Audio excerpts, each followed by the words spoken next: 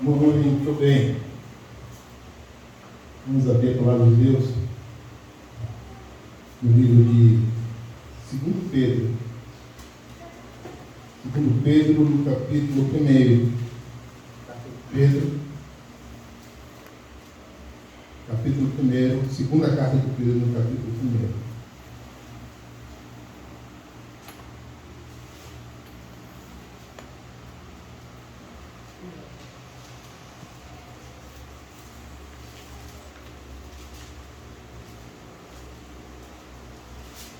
Segunda carta de Pedro, capítulo 1, a partir do verso 1, nós vamos falar hoje sobre a caminhada cristã. Diz o seguinte a palavra do Senhor: Simão Pedro, servo e apóstolo de Jesus Cristo, aos que conosco alcançaram fé igualmente preciosa pela justiça do nosso Deus e Salvador Jesus Cristo.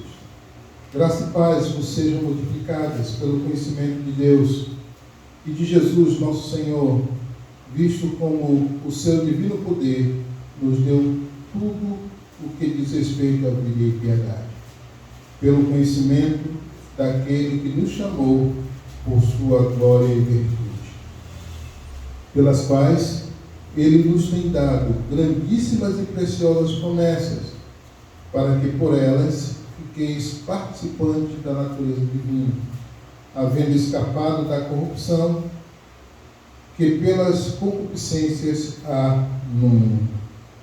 E vós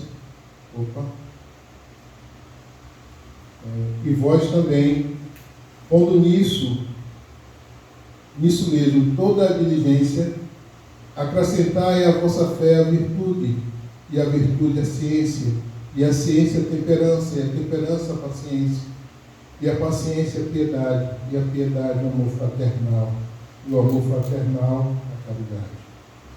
Porque se em vós houver e abundarem estas coisas, não vos deixarão ociosos nem estéreis no conhecimento do vosso Senhor Jesus Cristo. Pois aquele em que não há essas coisas é cego, nada vendo ao longe, havendo-se esquecido da purificação dos seus antigos pecados. Que Deus abençoe a sua palavra lida.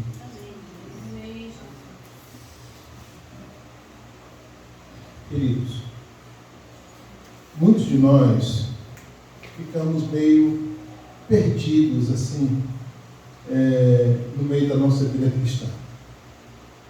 Nós temos dificuldades, muitas das vezes, de dar o próximo passo em direção ao aperfeiçoamento, ao crescimento da vida cristã. E na maioria das vezes acontece que nós estagnamos, nós ficamos estagnados, né? E muitos de nós nos colocamos em uma zona de conforto e achamos bom ali e não queremos sair dessa zona de conforto. Achamos confortável, por exemplo, a mesmice, né?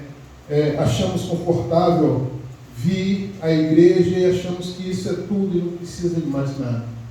Isso é bem complicado, né? Nós muitas das vezes achamos que o que nós retornamos para Deus em termos de devoção, em termos de vida, em termos de serviço, nós achamos que é suficiente. E a gente nem, muitas das vezes, procura saber de Deus se Deus está achando suficiente. A gente mesmo julga que é suficiente e pronto. Eu acho que se eu fizer isso, acabou, Deus está satisfeito. E não quer nem saber se realmente Deus está satisfeito ou não. Em função disso, nós estagnamos, nós ficamos parados na vida cristã, muitas vezes até regredimos, né, na vida cristã. O apóstolo Pedro, ele estava falando aqui para alguns cristãos que estavam sendo atacados, bombardeados por falsos profetas e por gnósticos, né?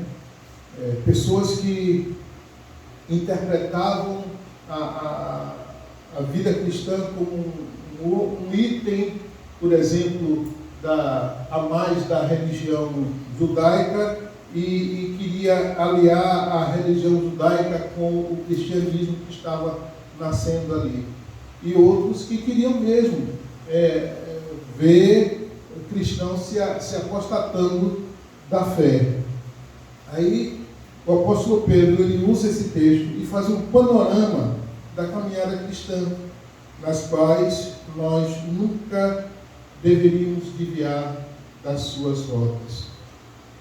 Pedro ele começa a carta e a carta já vai dando o endereço certo. Ele vai dizendo logo para quem que ele está enviando a carta. Ele diz assim: Simão Pedro, verso 1, Simão Pedro, servo e apóstolo de Jesus Cristo, aos que conosco alcançaram fé igualmente preciosa pela justiça do nosso Deus e Salvador Jesus Cristo. Então, ele já direciona, nessa carta é para os crentes. Essa carta são para aqueles que são crentes em Cristo, que se converteram, que estão nos caminhos, que estão no caminho do Senhor. Aí no verso 2 a gente vê ele desejando multiplicação da paz e da graça pelo conhecimento de Deus, né? Aí nós entendemos que tanto a paz como a graça alguns já haviam alcançado, né?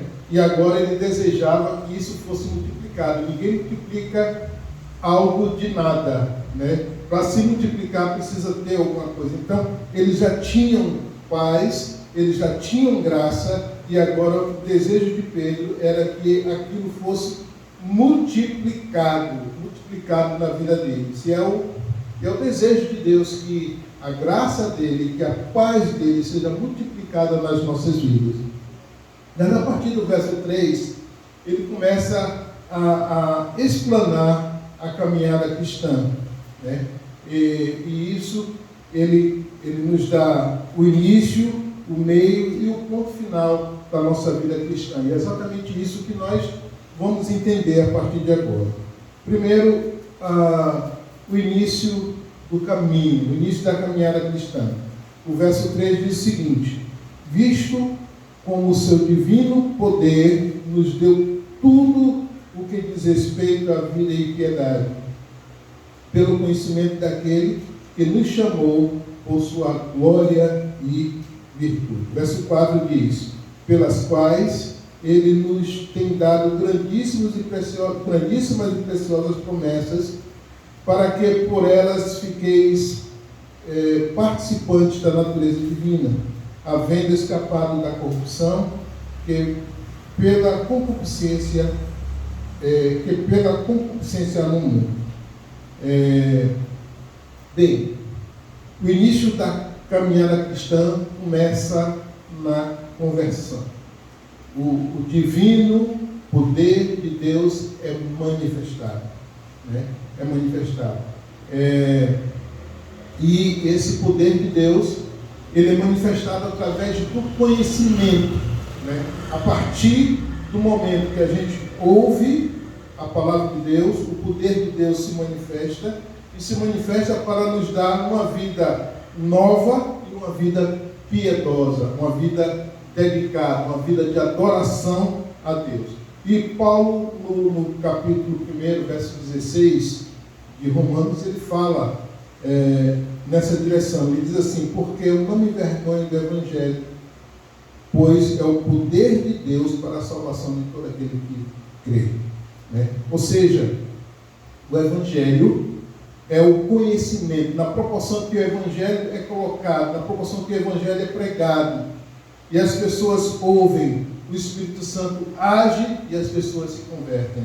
E esse é o primeiro passo da vida cristã. Os versos 3 e 4 descrevem isso, né? E através do conhecimento de Deus foi manifestado o poder de Deus.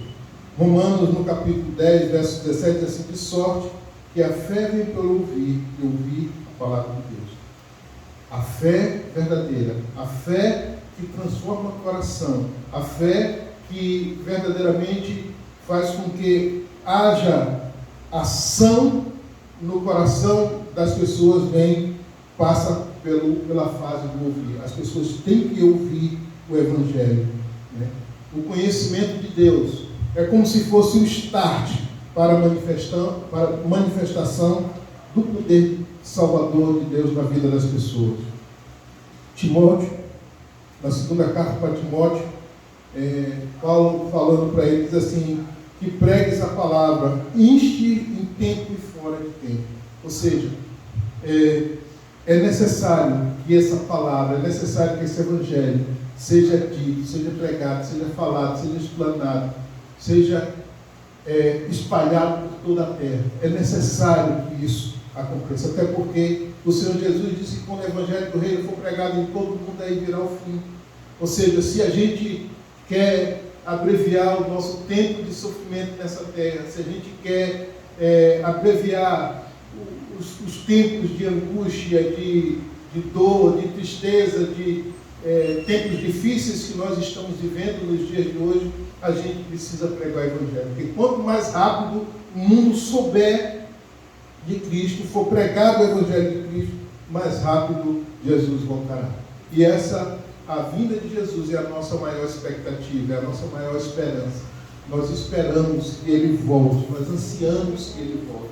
A volta de Jesus é o ápice, vai ser o ápice da nossa experiência cristã, porque todos nós seremos levados para junto do Senhor e viveremos eternamente com o Senhor.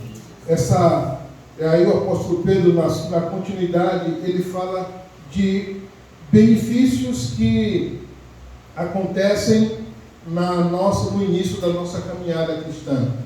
Um dos benefícios é que a gente passa a ter uma vida nova e piedosa.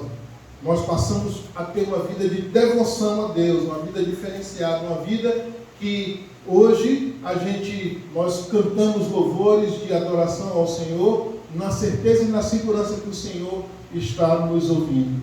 Como muitas religiões cantam louvores a um Deus, e esse Deus são deuses que muitas das vezes não estão ouvindo o que está sendo cantado, o que está sendo adorado ali. Não há quem escute o que é colocado como adoração. Mas nós sabemos que o nosso louvor, ele chega ao altar do Senhor. E muitas das vezes chega como um cheiro suave, como fumaça diante do altar. E o Senhor recebe, e o Senhor nos responde, sempre com a sua palavra e com as suas bênçãos, com a sua direção e com o seu cuidado. O segundo benefício é que Deus, a partir desse momento, Ele nos dá promessas. Pedro fala isso. São as promessas. E essas promessas, o texto diz que tem como objetivo nos manter participantes da natureza divina. Nós estamos nos caminhos do Senhor, porque nós sabemos que um dia nós vamos estar do lado do Senhor. Nós sabemos que um dia nós vamos estar nos céus com Ele. Nós sabemos que mesmo nós estando nessa terra, com as dificuldades, com as agruras que nós temos, que nós vivemos aqui nessa terra, nós sabemos que as nossas realizações todas estão sendo conduzidas, trabalhadas e colocadas nas nossas vidas, nas nossas mãos, por Deus. Mas Deus, Ele não nos quer estagnados, no início da caminhada. Isso é só um espaço de tempo pequeno. O autor de Hebreus diz que nós não devemos continuar no leite, mas a gente tem que ter comida sólida, E a comida sólida é para aqueles que são perfeitos, Aqueles que estão no caminho da perfeição. E nós, nos caminhos cristãos, nós estamos andando para a perfeição. E quando estivermos perfeitos, nós lá no céu entraremos.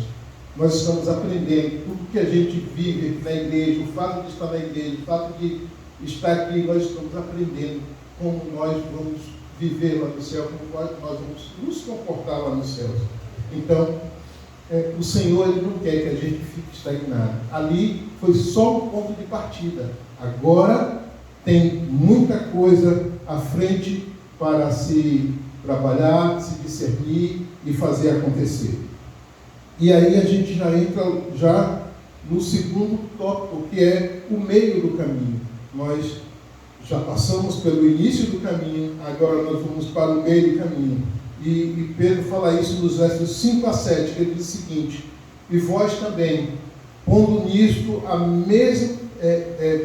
mesmo toda a diligência, acrescentai à vossa fé a virtude, e a virtude a ciência, e a ciência a temperança, e a temperança a paciência, e a paciência a piedade, e a piedade o amor fraternal, e ao amor fraternal a caridade.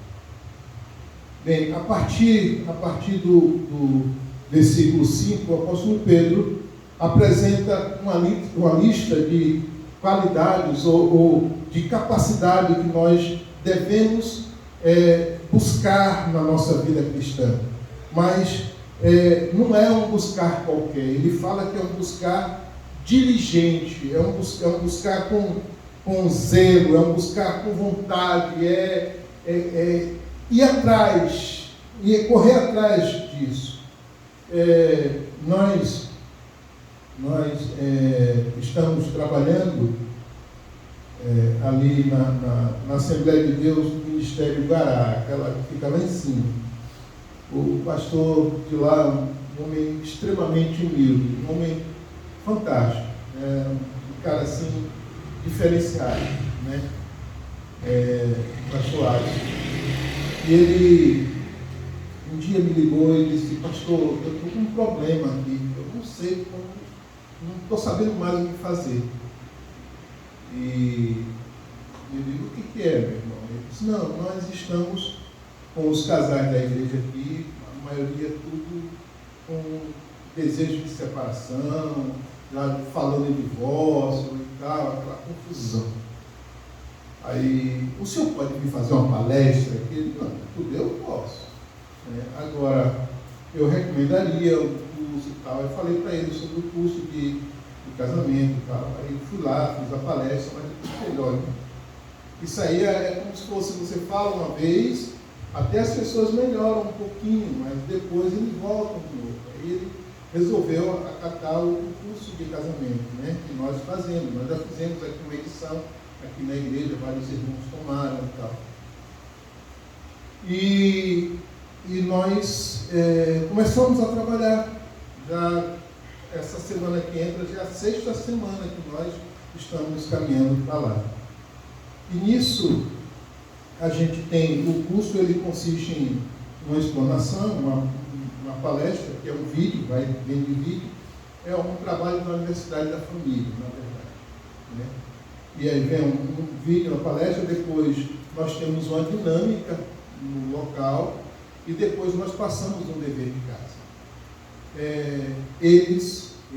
Os casais, são 6 casais, cumpriram à risca o dever de casa.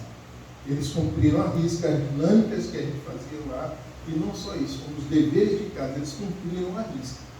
Gente, nessa última lição que nós tivemos lá, foi algo maravilhoso que nós vimos. Os casamentos, o pessoal, sabe, um casamento transformado. Ou eles numa alegria, numa situação que nos deixou felizes, que foi, nós já aplicamos esse trabalho em muitos lugares, com muitas pessoas, mas esse grupo foi o grupo que melhor se deu, assim, porque eles cumpriram à risca mesmo, detalhe por detalhe, de tudo aquilo que a gente recomendava e tudo, e houve uma transformação no casamento deles. Foi maravilhoso, os depoimentos, e esse último episódio, a gente dá uma tarefinha para eles um presentear o outro, né? Um dá um presente para o outro, né? E tal. E a tarefa anterior foi um surpreender o outro com alguma coisa, com um gesto, com alguma coisa. Eles fizeram. E aí eu perguntei para eles, né, qual é a lição que E a gente aprende com esses dois exercícios. E uma das respostas foi: é muito fácil amar. Ou seja, eles aprenderam, eles tiveram uma transformação substancial, porque eles se dedicaram, eles cumpriram, eles aprenderam, eles procuraram entender, eles procuraram buscar o conhecimento. E é isso aqui, exatamente isso aqui que Pedro está nos falando, né? A gente tem condições de crescer muito, de fazer a diferença nesse mundo, através do conhecimento que nós adquirimos a partir de Deus. A gente fica olhando, muitas das vezes a gente tem irmãos com muitos anos de igreja, irmãos que nunca leram a Bíblia toda, nunca conseguiram ler a Bíblia toda.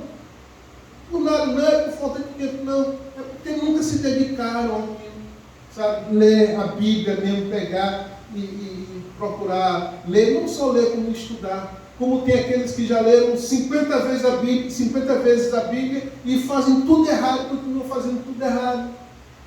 Sabe? Então,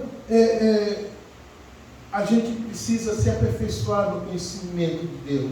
O conhecimento, que é o conhecimento de Deus, é que faz a diferença nas nossas vidas. É o conhecimento de Deus. Quanto mais você conhece, se aproxima de Deus, mais o Senhor abre portas, mais o Senhor abençoa, mais o Senhor cuida, mais você entende as situações que chegam ao seu redor, as cargas que muitas das vezes a gente carrega, a gente fica naquela sem saber. Quanto mais a gente conhece a Deus, mais a gente entende os momentos que nós vivemos. E é ultra necessário nós conhecermos a Deus.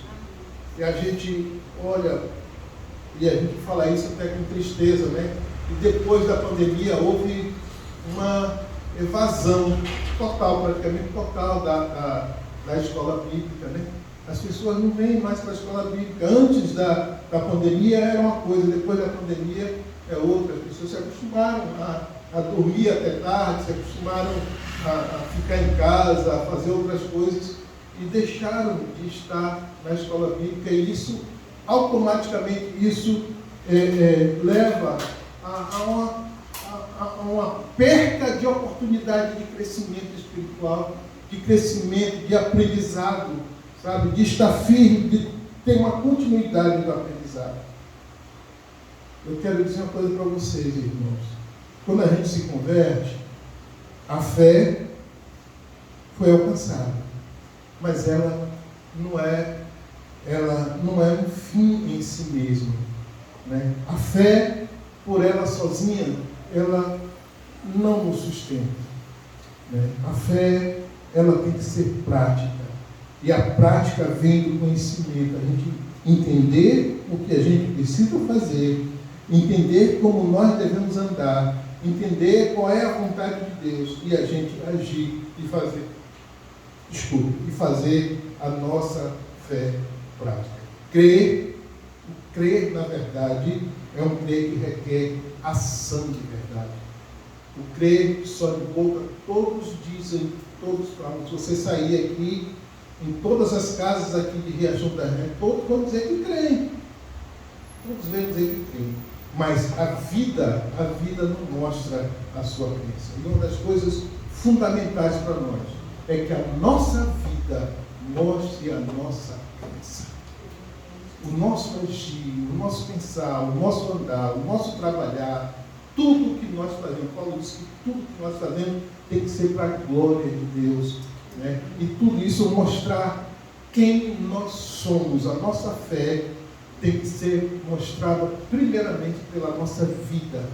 A nossa vida, o nosso jeito de viver, a nossa forma de pensar, a nossa forma de andar, de se comportar no mundo, é o espelho, é o primeiro, é o cartão de visita que chega no coração daquele que não conhece a Deus.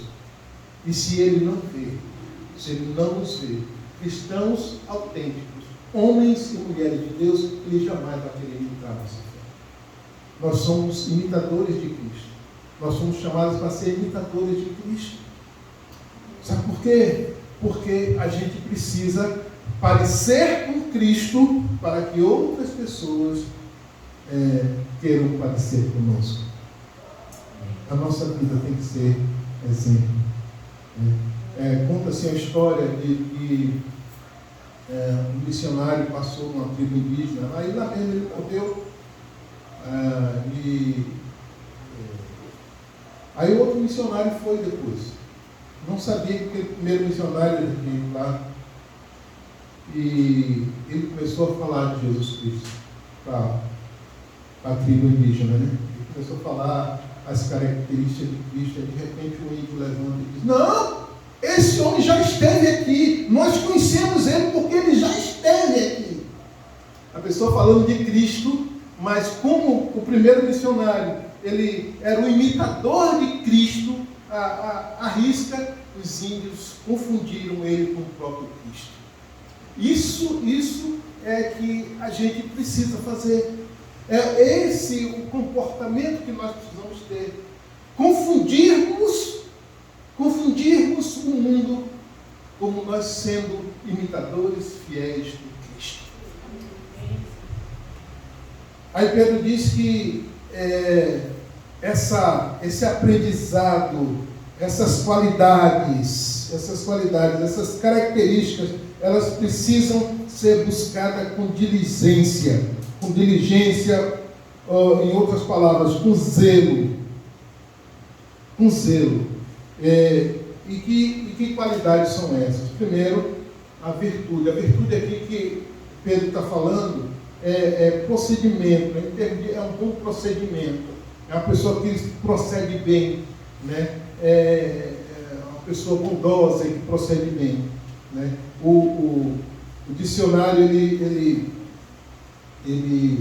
distingue virtude da seguinte forma, diz assim: qualidade do que se conforma com o considerado correto e desejável do ponto de vista moral, da religião e do comportamento social.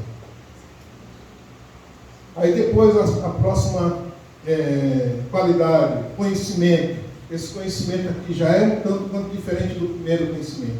O primeiro conhecimento, nós conhecemos a Cristo para conversão, nos convertemos. Agora, ele está falando de um conhecimento mais profundo. É o que Oséias 6,3 fala, né? Conhecemos e procedamos a conhecer o Senhor.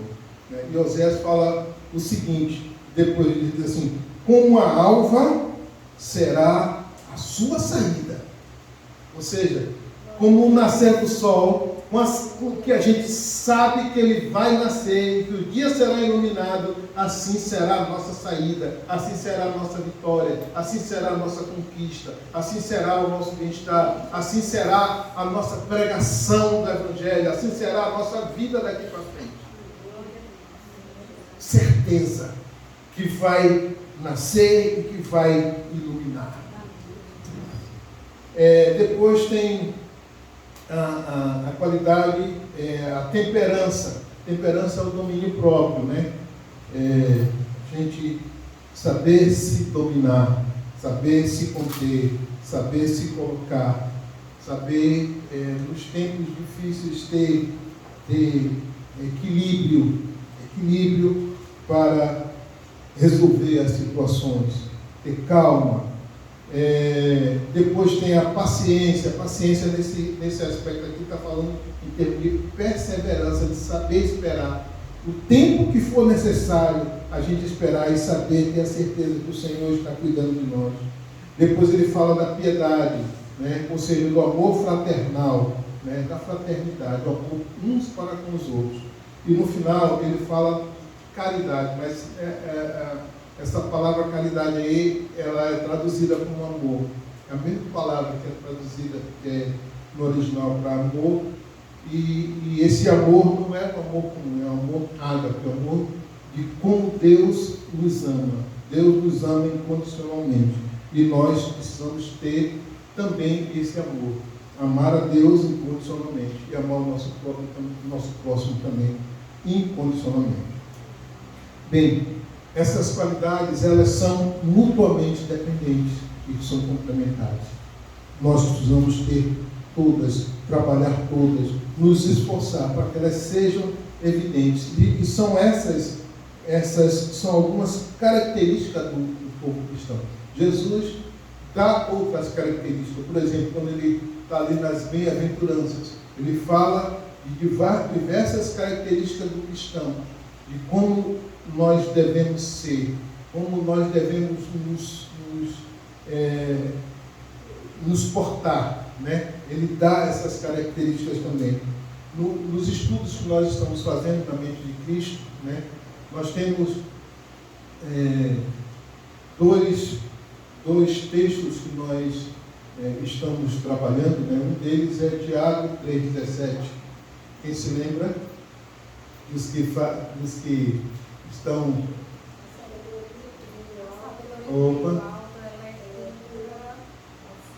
Pacífica, moderada, tratável, cheia de misericórdia e de bons frutos, sem parcialidade e sem hipocrisia.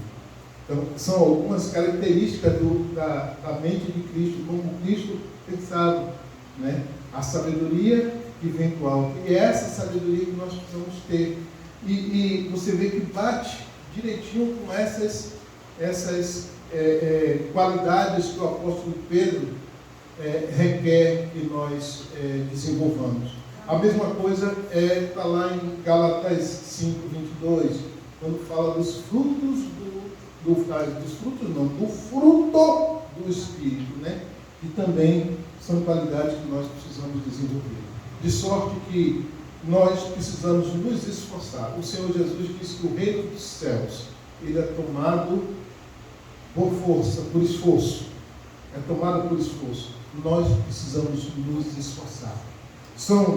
Mas é difícil a gente ter domínio próprio, é difícil a gente ter paciência, é difícil a gente ser piedoso, é difícil isso.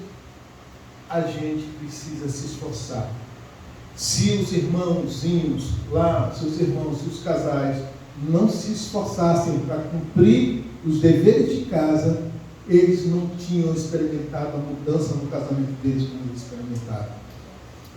Se nós não nos esforçarmos, irmãos, a gente vai continuar nessa mesmice, do mesmo jeito, o tempo todo, sem crescimento, raquítico. E pior, e quando a gente está assim, os problemas se avolumam, os problemas começam a chegar, a gente sabe a saída, a gente sabe a solução, mas a gente continua ali, remando, sabe, do mesmo jeito.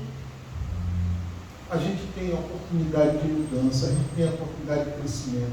Agora a gente precisa se esforçar. O reino dos céus é tomado por esforço. Nós precisamos nos esforçar. Agora, quando essas qualidades são trabalhadas, que a gente consegue trazer com todo esforço e fazer evidente, a natureza divina se desenvolve em nós. A natureza de Deus se desenvolve cada dia mais em nós.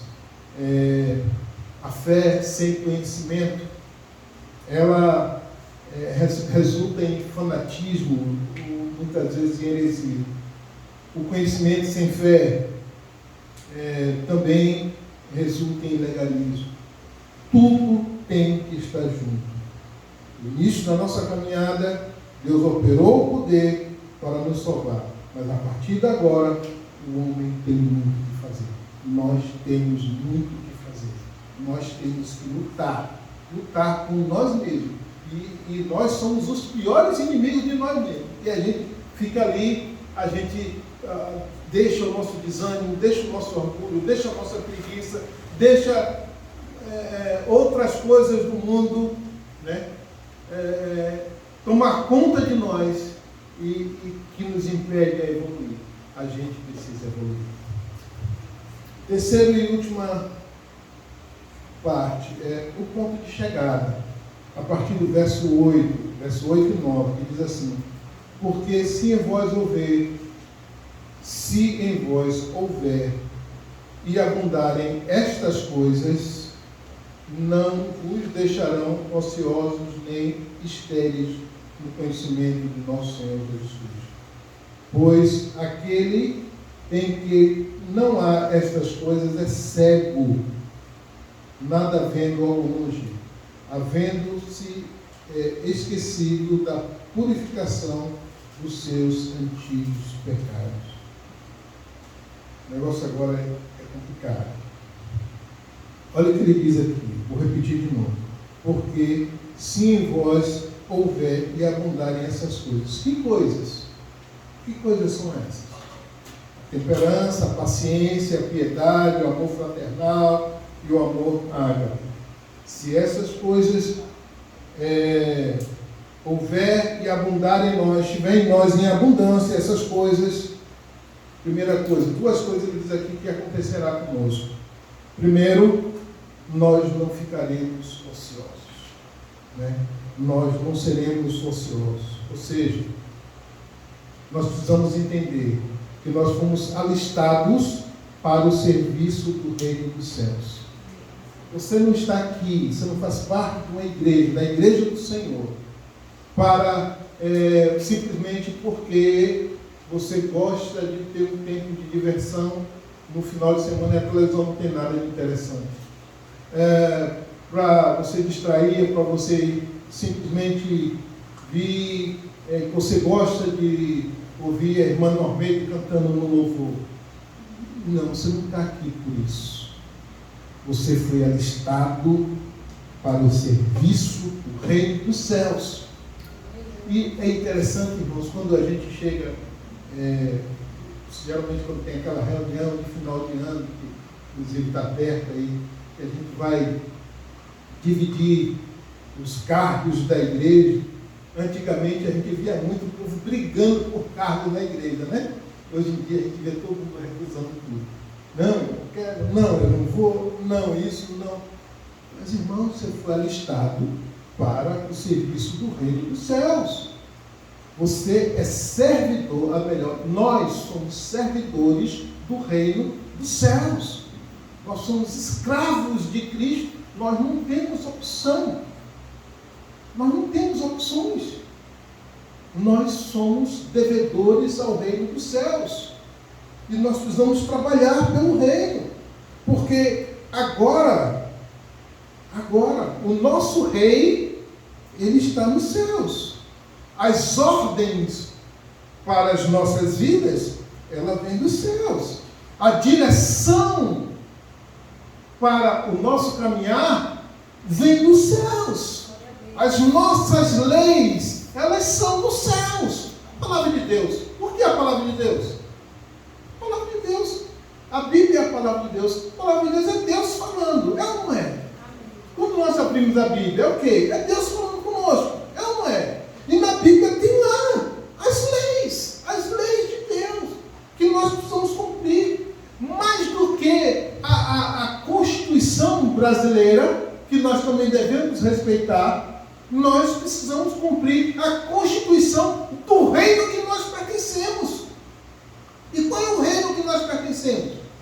É o reino dos céus, porque esse tempo aqui, o reino brasileiro, vamos dizer assim, a República Brasileira, que nós hoje, entre aspas, participamos, nós vivemos, isso aqui é temporário. Essa república para nós, para uns daqui a 70, 30, 40, 50, 60 anos, isso vai se acabar.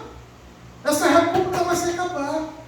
E a nossa verdadeira república, o nosso verdadeiro reino é os céus. Então, se nós formos cidadãos dos céus, nós vamos cumprir as leis dos céus. Nós estamos aqui nessa terra, mas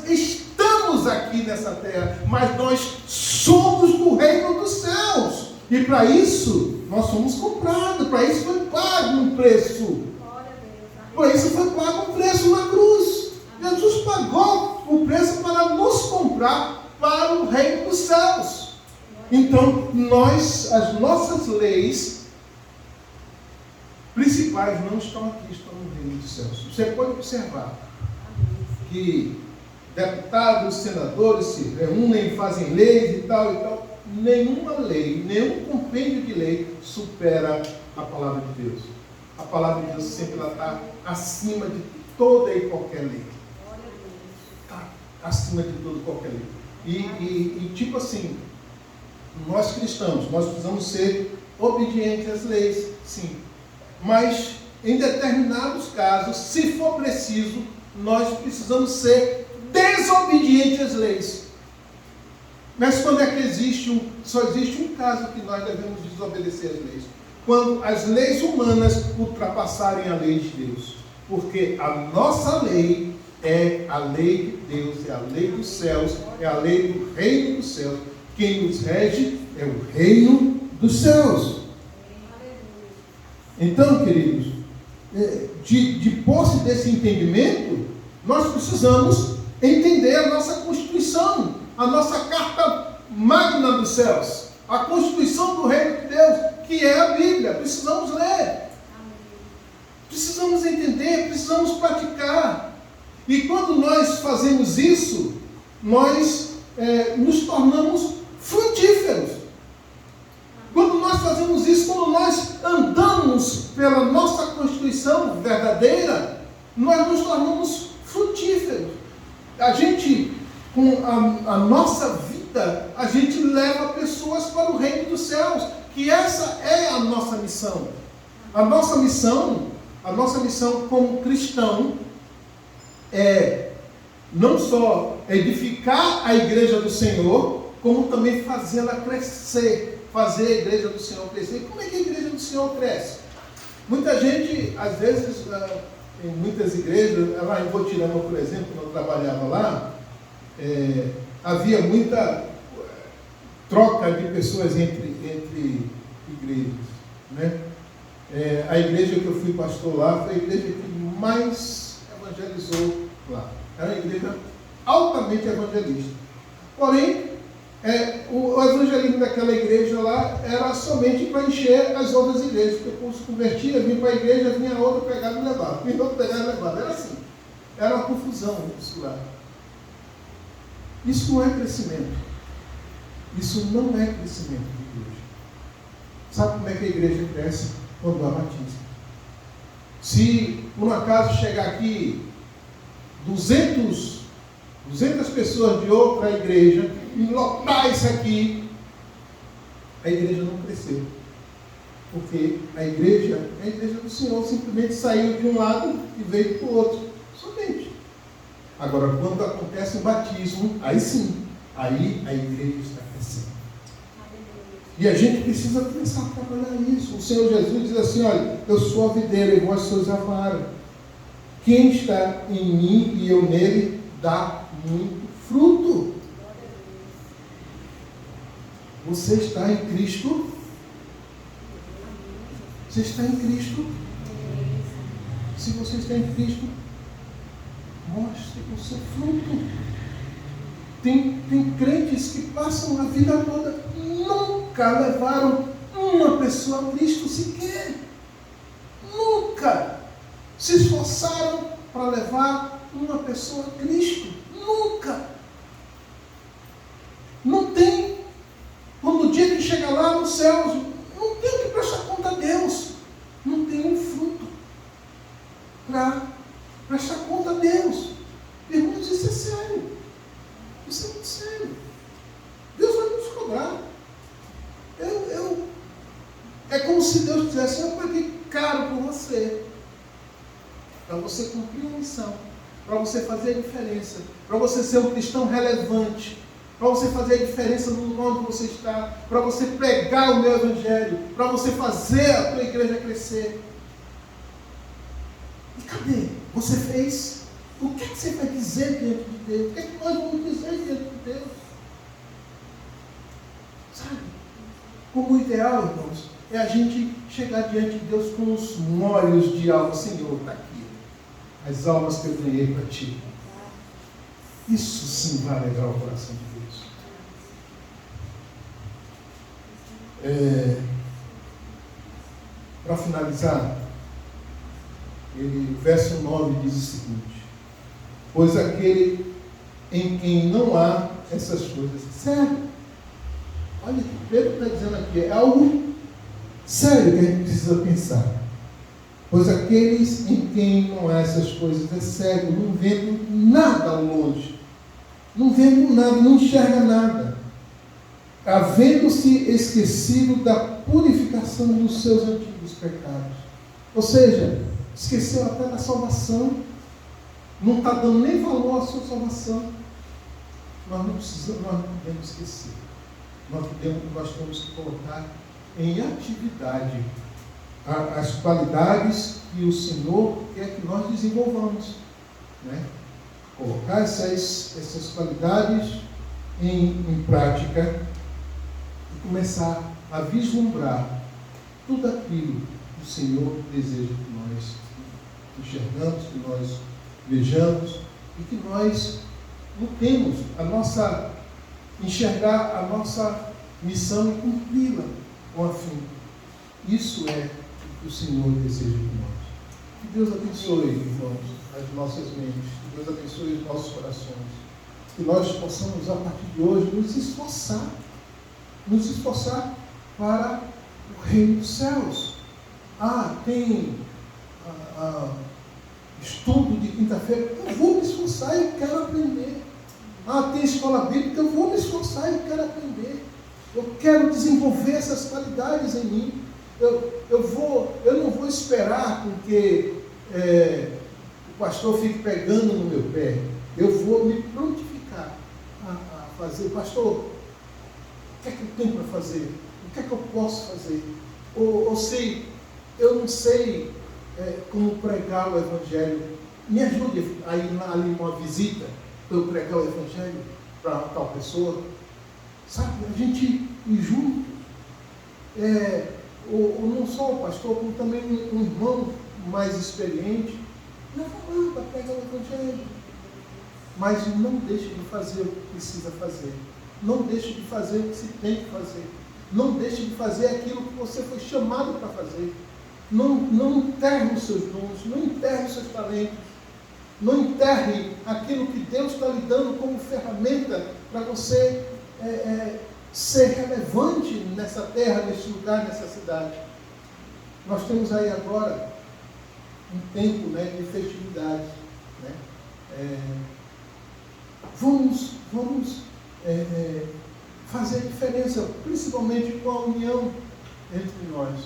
É difícil hoje como a gente tem visto, muitas das vezes, a gente como cristão desunidos, Mas uma das coisas que Deus sempre me deu graça, e sempre que a gente trabalhou, em todo lugar que eu cheguei, todos os lugares que eu cheguei, que eu passei, todos os ministérios, eu nunca só trabalhei a igreja local, mas sim trabalhei pela cidade. Assim foi em Barreiras, assim foi em Botirama, assim foi em Oliveiras do Jardim, assim está sendo aqui. E é isso que a gente precisa fazer. A gente precisa se disponibilizar a fazer o reino de Deus relevante. Que Deus nos abençoe aqui essa palavra no nosso coração. Vamos orar. Querido Deus, nós te damos graças por tudo aquilo que vimos e ouvimos. Que nós possamos, ó Deus, passar na nossa caminhada cristã sem estagnações, Senhor. Que se nós estivermos estagnados até agora, se nós ficamos estagnados até agora, que agora seja um novo ponto de partida para as nossas vidas. Que nós possamos, ó Deus, diante do conhecimento do nosso Senhor Jesus, diante do conhecimento da Tua Palavra, a gente desenvolver as qualidades que são importantes para a nossa caminhada, para uma caminhada relevante, uma caminhada transformadora, uma caminhada abençoada, e assim o Senhor deseja para nós. Deus, fica conosco, Senhor, nos ajude nas nossas transformações, nas nossas lutas, no nosso entendimento. Ó Deus, faz o Senhor firme nos propósitos que o Senhor tem para nós. Amém. Cuida das nossas vidas, cuida da Tua igreja, Pai. Nós oramos agradecidos por tudo, em nome de Jesus. Amém. Vem sentar.